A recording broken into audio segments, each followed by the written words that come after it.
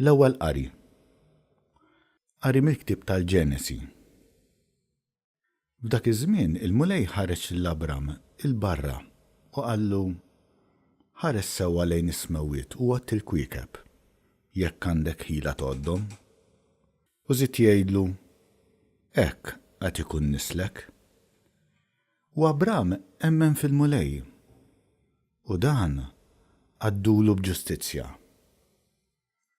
U qallu jiena l-mulej li ħriġtek minn Ur tal-Kaldin biex natik din l-ard bwirt. U qallu Abram, Sidi mulej, kif inkun naf li se nirita?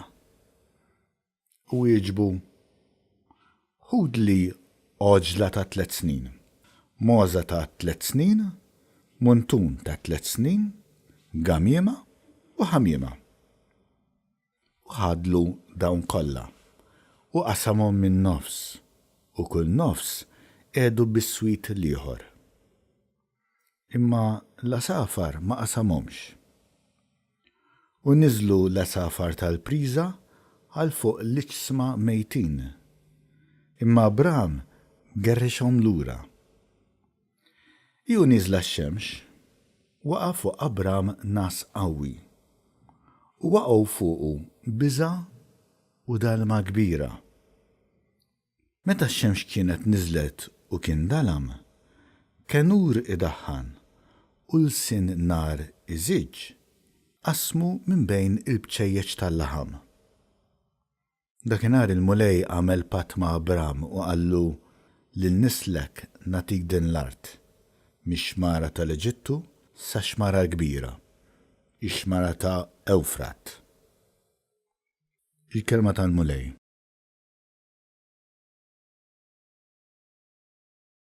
Sam responsorjali.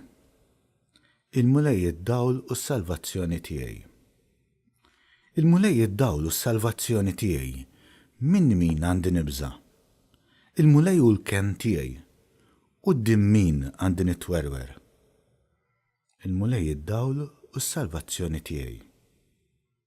Isma' mulej leħen lajta tiegħi. Ħenna lija u eġibni.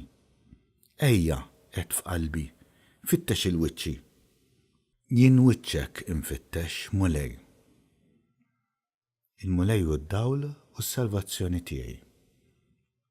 La taħbix wiċċek minni, la twarrabx blerra il-qaddej tiegħek. Inti l-għajnuna tiegħi. Tħallinix u titlaqnix Alla tas-salvazzjoni tiegħi. Il-mulej u d-dawl u s-salvazzjoni tiegħi. Nemmen li qatt nara t-tiba tal-mulej fart il-ħajjin. It-tama fil-mulej, żomm sħiħ u qawwi qalbek. It-tama fil-mulej. Il-mulej id-dawl u s-salvazzjoni tiegħi.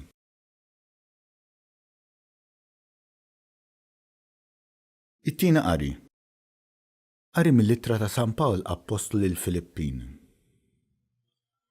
Ħuti, ixbħu lili u ħarsu lejn dawk li jimxu skont l-eżempju li rajtu fina.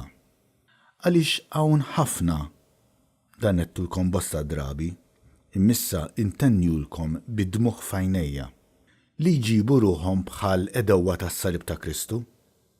It-telfien qed ikun tmiemhom, Alla tagħhom u żaqhom. Jiftaħru b'dak li misshom jistħu minnu u moħħhom biss fil-ħwejjeġ tad-dinja. Imma aħna pajżana tas-sema. Minn hemm bil-ħerqa nistennew jiġi is-Salvatur tagħna Sidna Ġesu Kristu.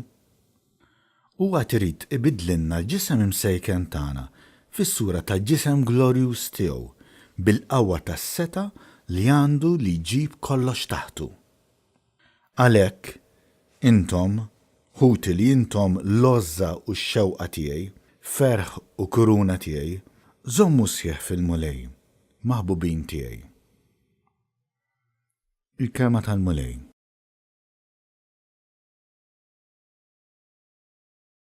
Qari mill-Evanġelju skont San Luqa. F'dak iż-żmien Ġesu ħal miegħu il-Pietru, il-Ġwanni u lil-Ġagbu u tala fuq il-muntanja biex jitlob. U ġara li huwa u jitlob, id-dera ta' wiċċu tbidlet u l-ilbiesi tiegħu saru ta' bjuda li tagħmex.